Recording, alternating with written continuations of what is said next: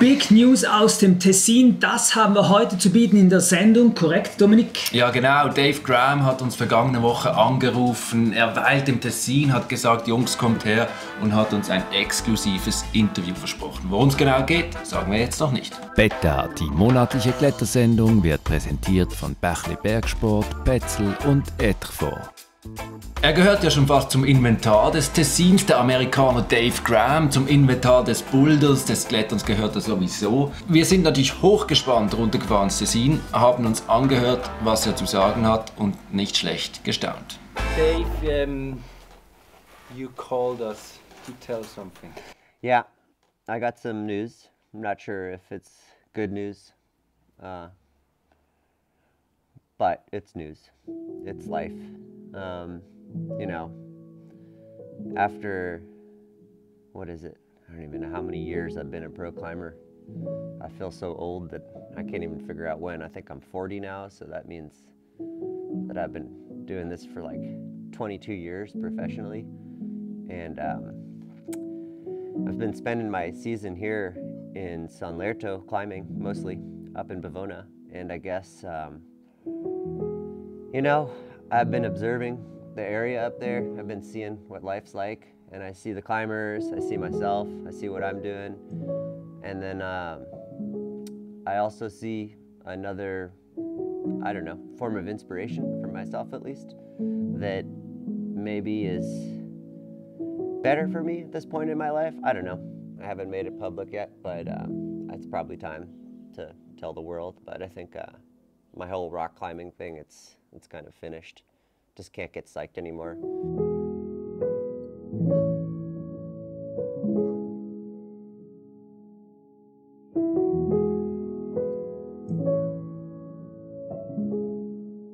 I think I'm done because, you know, you can only have too much of a good thing, and life's short, you know? It's like you can't just do one thing forever, especially something as absurd as climbing rocks. Wie hast du das aufgenommen? Ja, ich war auch sehr überrascht. Ich meine, wie gesagt, ich habe am Telefon, hat er gesagt, er hat etwas anzukündigen, aber ich bin mit einer anderen Erwartung dorthin gefahren, habe das Interview aufgebaut und dann habe ich dann schon gesehen, gell, er ist sehr nachdenklich gewesen, man spürte, der hat was auf dem Herzen und dann sagte er, für ihn ist es vorbei mit dem Klettern und ja, ich traute meinen Ohren kaum. Also ich musste nochmal nachfragen, ja, aber wirklich, also was meinst du jetzt genau? Dave Graham, ich meine, der ist jetzt 40, knapp über 40 und klettert seit Jahrzehnten, bouldert jeden Tag, läuft er zu den Blöcken und jetzt will er uns angeben, er hört mit dem Klettern auf. Was macht denn so ein Typ dann nachher? Ja, das habe ich ihn natürlich auch gefragt, aber du musst schon sehen, gell, wie du sagst, er ist älter geworden, er ist auch ein bisschen heimisch geworden in den wilden Bergtälern des Tessins, hat da seinen Horizont etwas eröffnet und ich habe ihn natürlich auch gefragt, ja und jetzt, was kommt jetzt? Und er hat mir das gezeigt. And it all happened this season. I was up there in San Lerto. I was trying to go to my projects and yeah, I started to stop and hang out with the cows. And my dream is to have my own cows, my own donkeys. They have these horns, right? And the donkeys, they don't have horns. So, you see, these are the donkeys. Whatever. And I think I've like made a connection with these animals. You know, little by little, step by step, baby steps. Yeah, anyway. And maybe start trying to raise those animals up there and start farming. That's a real thing here in Switzerland, the cows and the farming, and maybe I never thought about it, but now that I've really been exposed to it a little bit more, I see the allure, you know. Wow, look at that. That's exactly the tractor I was looking at online. Oh, yeah. Yeah, this is heavy. There, that's a problem. I'm gonna have to figure out how to patch that, repair it. Well, there's the abandoned wagon that's like off the wagon. And I can get that wagon for sure because it's not locked up. It's like you could just roll it. I'm gonna try and figure out how to move it. Yeah, I mean, I guess. It's not like I'm too concerned. I mean, it's called Off the Wagon, but I mean, they can name it like Off the Ground for all I care, like whatever. As I'm kind of quitting, like it's just in the past, you know? What does climbing rocks like do for anybody? You know, cows and donkeys are pretty important too. Oh, that's pretty nice, huh? This is exactly where I want to be. I've been driving since I was 16 years old. I mean, I don't know how that works. Just gotta learn what these things are here. I'll get it figured out. This is the windshield wiper, that's for sure. It's like I have this vision that I can find a goat house up there. So I got service up here. I'll always have internet. And I can install myself there. I think this is somebody else's meadow. Looks pretty well maintained and stuff. I'll probably find my own. I'm thinking more the meadows up there. I don't know what else to do about that. I'm actually kind of scared of these cows. I'll do some reading online. I mean, maybe they'll be still interested in sponsoring me, but more for like a lifestyle type athlete, you know? Maybe I'll just be more like originals and stuff like that. Because I think it's more lifestyle to have cows. You think they're? I think they're cool with that. Yeah, I mean, we're all pretty tight, you know.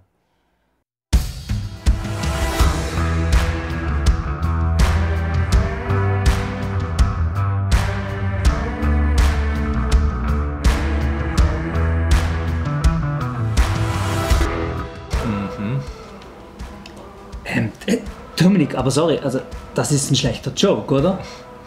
Ja, dachte ich zuerst auch. Ich meine, ich habe mehrfach während des Interviews und des Drehs nachher gedacht, ja, der verarscht mich doch, oder?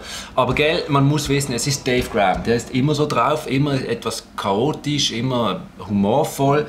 Und ich habe ja nachher noch mit ihm da Zeit verbracht. Er hat mir seine Vision mit den Kühen da erklärt.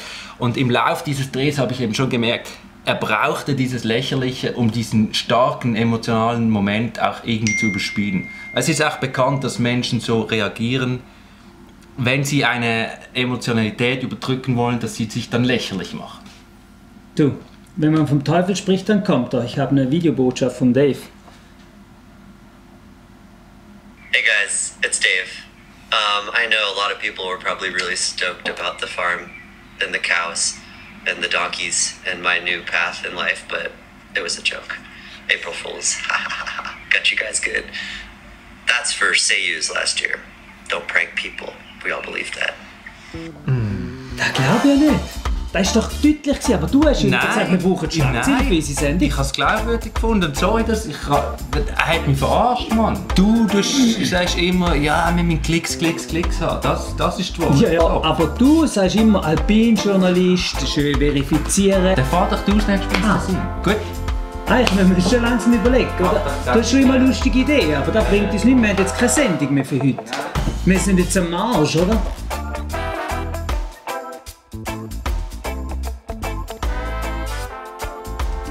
So we're running. Okay, that's right. Okay. Action. Now we're back and now we're switching to English apparently because here he is, Dave Graham. You old bastard, sorry to say it, but you pranked us in our own show. But it seems we deserved it. Yeah, you guys deserved it after last year's Seiyus prank. Who else got fooled by that one? I know a lot of people were convinced that there was going to be a closure in Seiyus and they were going to build some research center on the top of it. People were worried. Yeah, so, sorry for that. I don't know if people will worry about me quitting climbing or not, but I think they are. We're gonna hear it in the comments, I guess. Yeah. A lot of pranking until now in our show, but at the beginning of the show we always have those news of the month, what happened in the last 4 weeks. When the news spread that the two Belgians Sebastian Bert and Sibe Van Ee were going to try the Dawn Wall, the rumors began. Will the Belgians climb the Big Wall route at record speed and maybe even downgrade it as they did with many climbs in Europe? 2 months later it became clear. The strong Belgians are having a hard time with the hardest multi-pitch route in the world. We've been working on the route for 8 weeks and we've reached a point where it's really uncomfortable, says Sibe Van Ee, having difficulties to find his usual motivation. After a few days on the route, the Belgians conclude we got their asses kicked. At the same time, their admiration for Tommy Caldwell grows. His imagination to put it all together blew us away. We see how he has combined all of his El Cap experience into one massive route. Stefano Ghisolfi and Adam Ondra are working together on the sport climbing route Excalibur near Arco. So far the two have succeeded in figuring out all the moves and putting together certain sequences, with Jakob Schubert, another world-class climber, joined them at the beginning of March. Will it be the next 9C in the world? Ghisolfi and Ondra found a way to start at the best two holes in the middle of the route. From there to the top, the Italian estimates the difficulty at 9B, so you can get some idea of how tough Excalibur is from the bottom up, he says. Regarding the fact that 3 of the world's best climbers are working together on the same route, Adam Ondra says, with more people and each experienced, the probability to find the best beta and sequences increases a lot. After a 2-year break due to Corona, the international climbers were back in Ticino this winter. Among them Daniel Woods, Sean Rabatou, Jimmy Webb or Dave Graham. It's been relatively quiet, but rumors are spread that they are trying a potential 9A boulder. Yeah. You can give us some insights. What's the latest update now there? Well, the crew is doing what the crew does, climbing on new boulders, trying to repeat boulders, and having fun. I think those guys are... They're still in Switzerland now? Oh yeah. And they were just go-karting and bowling yesterday. We didn't join. I went bouldering, so I didn't go in on the rest day activities. But yeah, so there's a good crew down there. And what's the vibe in this crew? Is it also a bit competitional or? No, it's pretty good vibes, honestly. Like everybody just hangs and climbs together. Everybody's kind of has a different agenda. Like Daniel tries to do the boulders that he hasn't done out of all the batch of boulders there are to do, because he's repeated quite a few of them. Sean kind of climbs everything and is trying these sick projects. So the 9A boulder is an old project of mine from back in the day, from like the 2005 era. I tried probably in 2008, I think, when I put up Big Paw, stuff like that. And then this October, when I was with Will Bosey and Sean Rabatou, we went and checked it out again. And I think that's when Sean got super psyched on it. And he's been working it like since he got back to Switzerland. I think it might have been like in January or something like that. And he's close to sending. Yeah, I think he's very close to sending. I think he's falling at the very ending of it, which is super impressive because it's a very hard boulder problem. It's a very beautiful line. It's very sick. It's quite complex. It's like a very powerful couple moves into kind of like a very, very steep section of like sloping ramps into this crack feature. And there's only so many holds and only so many feet, and you need to find a method that works for you.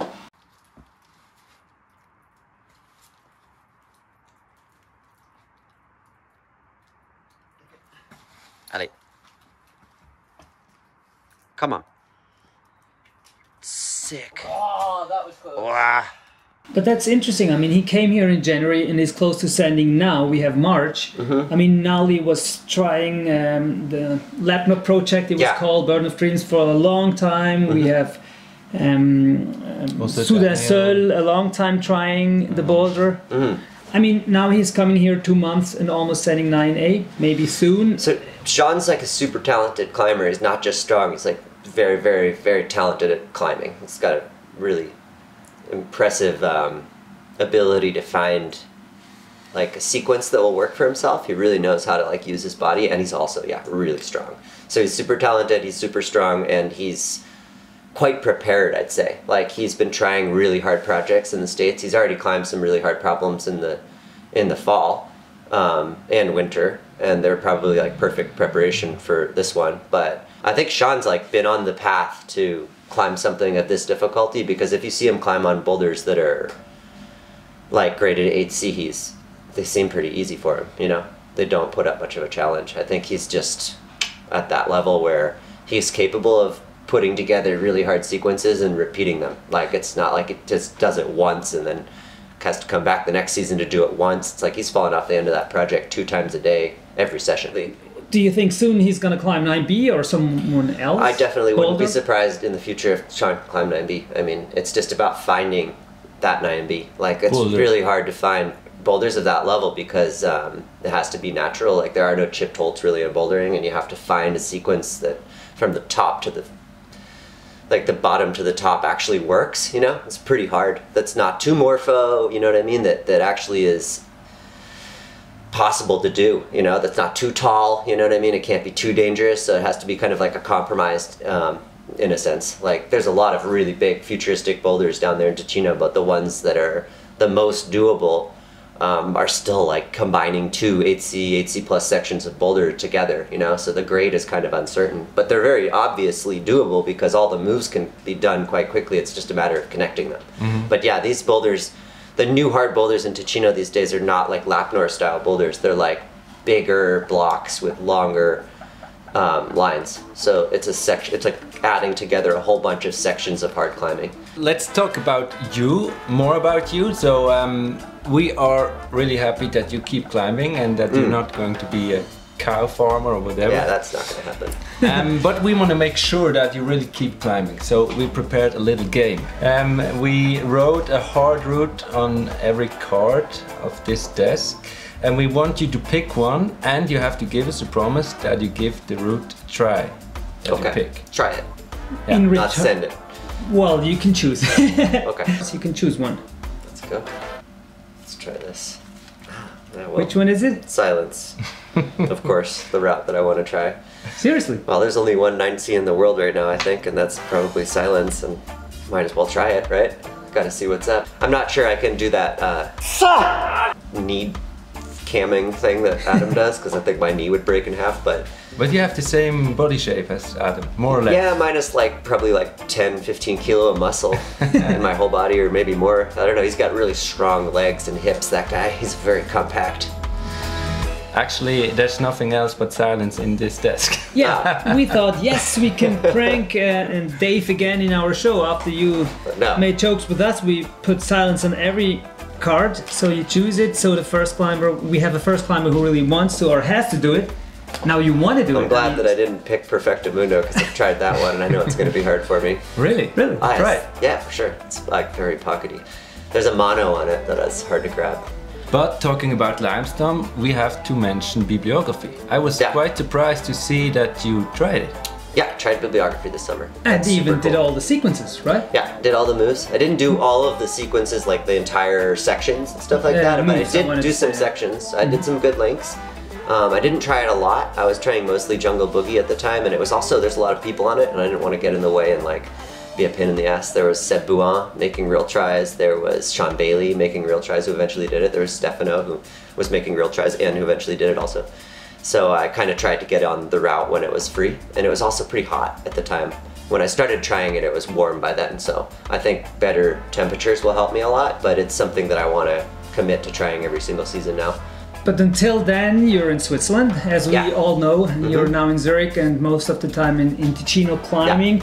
It seems like you have a special relationship with Switzerland. Back in the days, like almost 20 years ago, you've been in Switzerland for a long time, now for several months. What's it all about, you and Switzerland? I don't know, there's just so much to develop and discover in Switzerland. It's like kind of hard to understand. Like it's, let's put it this way, coming back after almost 15 years since the last extended period of time I've been here, like not many of the projects have been done. There's still all the same stuff that I brushed and found sitting right where it was. And some of them have been climbed, yeah. There's stuff like Poison the Well, there's stuff like Ephira, all these like boulders that are well known, like High Number. There's a lot of classics that I didn't ever see, that I didn't clean, so I have all kinds of boulders to repeat, and I have all my old projects, and I actually have all kinds of new things to find. So I think my obsession with Switzerland is because there's just so much unclimbed rock, and it's all so good. It's just amazing, like that there's so many things to still do, and nobody's done it yet. It's like you can just still walk 10 feet off the road in Valbona and find absolutely sick projects. And that's kind of rare. It's like even in South Africa, it's tricky to find new boulders. You know, you really got to look in new areas and things like that, and they're kind of harder to access. Here in Switzerland, there's new areas everywhere. There's areas every step of the way you go, there's a new area. And I think if we started bouldering in the Alpine at high altitudes, there's a whole nother set of areas to discover. I think that like in my lifetime, I'll never run out of climbs to discover and open and try here in Switzerland. So you, I can feel you really kind of connected also to Ticino. Also when I met you last 2 weeks ago, I think it was, after we did the interview, we went to La Rustica. Yeah. And you did a really good go. So let's have a look on it. Yeah.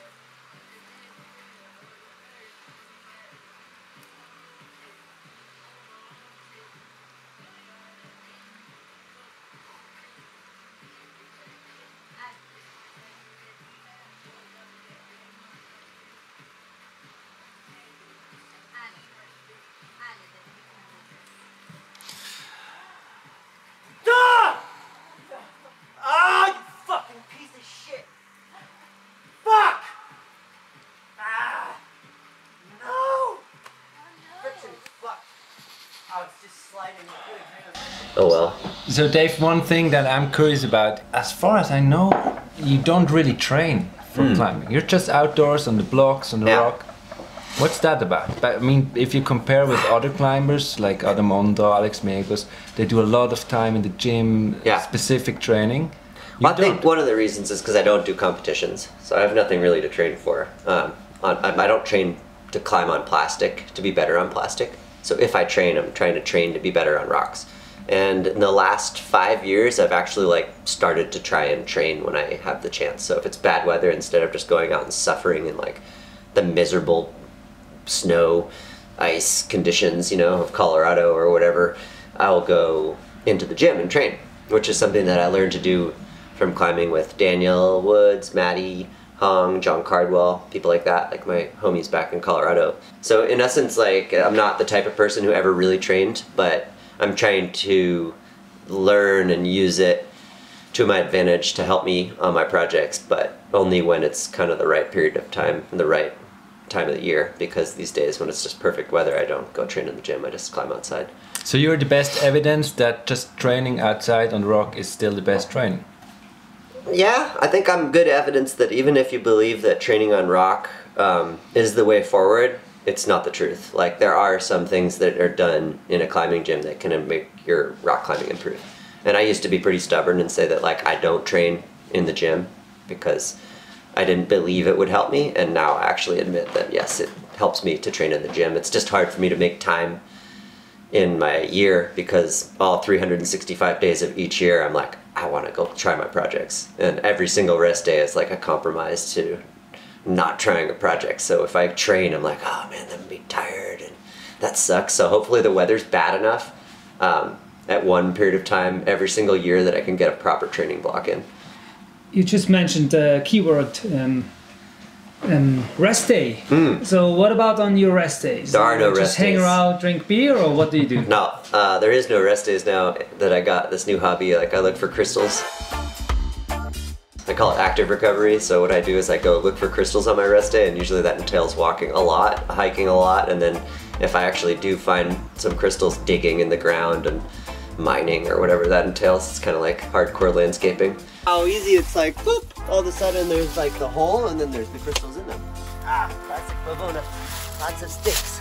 It's kind of a combination of everything I like. It's cleaning rocks, but different, some shitty formed ones right here. It's kind of a classic little chisel tip type.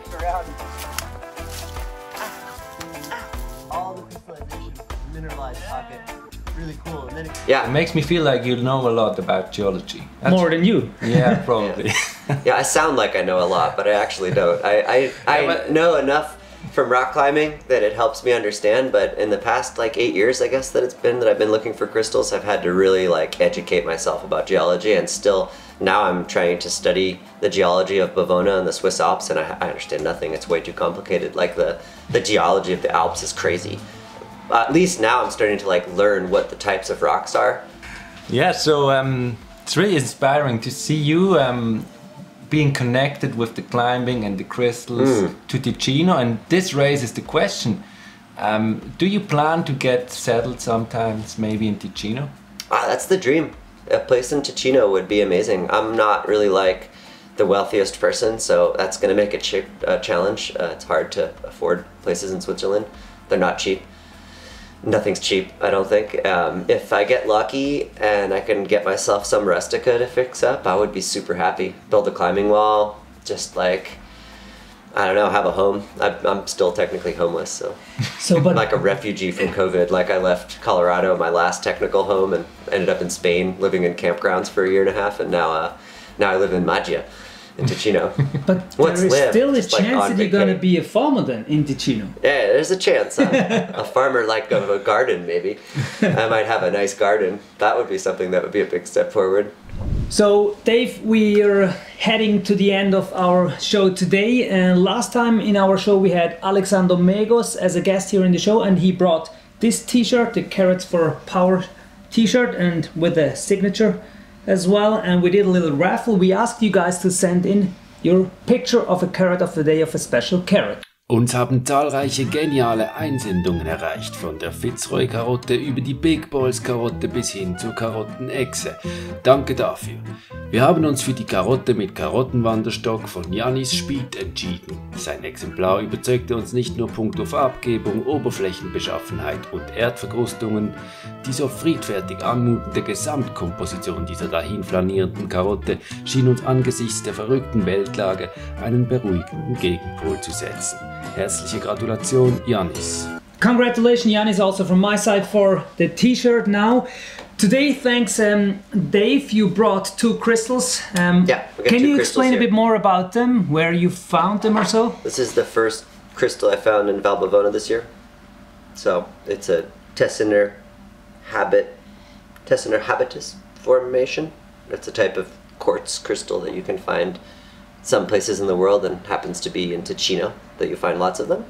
And then there's another one that is from a boulder in Val Bavona as well. You'll just find these crystals kind of like hanging out in the boulders, just sitting in little holes. And you just take them. It's kind of cool. So we have 2 crystals that were found by Dave Graham, and I'm sorry, this time we don't give them away to you guys out there, but you can get them. We do a little auction. We ask you guys to bid for those crystals, and the person or the 2 people bidding the most for the crystals, they get it. The money that we get, that we raise, we're gonna give away for the people in Ukraine. We're gonna choose an organization that we're gonna support. Maybe we're gonna ask Alexander Megos, because his girlfriend is from Ukraine. She sure knows where to. Yeah, so this was a crazy situation last show. Actually, we had Alex Megos here, and nobody was expecting that this war was going to happen. And he was just coming back from Ukraine, and we asked him, oh, hey, what's the situation over there? And we couldn't believe when he said, yeah, maybe they are going to invade, and now it happened. Yeah. So it's crazy. It's crazy. Yeah, I don't even understand. I'm at a loss for words when it comes to like even trying to say something about it, because it's so heinous. That's very hard to like comprehend how bad it is there, but I think it's very bad. So we reached out to some climbers to ask what's the feeling about this war. What Putin is doing has got nothing to do with liberating Ukrainians or Russians from an oppressive regime. He's just killing innocent people, and the people are the ones suffering. Poor Ukrainians at the moment are fighting for peace, democracy and freedom in the worst possible way, sacrificing their lives. And that's pretty sad to see in the 21st century. I think we climbers are a big global family, and it really hurts me seeing the news these days that some of our family members have to suffer under the current circumstances in Ukraine. I really want to send all my thoughts to my friends, all the climbers and all the other people that have to suffer over there right now. It's still hard to think about what cruelty is happening in the Ukraine right now to all the innocent people. I think I'm in kind of shock and disbelief when I see what's going on, and it just hurts. Même si ce message n'aura aucun impact sur le conflit, je pense que c'est important de donner son opinion et de ne pas rester indifférent. Mes pensées vont aussi vers le peuple russe qui n'a pas choisi cette guerre. My thought and support go to the oppressed Ukrainian people and to the Russian deprived of democracy for so many years. So if you want to take part in that auction and buy one of those crystals that Dave Graham found in Val Bavona, then you can just find a link below in the description of the video, type in your name and the amount you want to bid for the crystal. That's so easy how it works. I would say that's it for today. Thanks, Dave, for being here. It was a pleasure to have you here. Pleasure. Thanks you came for having all me. the way from Maccia, which is quite deep in Ticino, Yes, here to Zurich. Deep into Valmaggia. Yeah. It's Yeah. a long journey. It's the biggest Thanks for travel I've that. taken for a while. No problem. Don't forget to subscribe to our channel, give a thumbs up if you liked it, and we see you next time.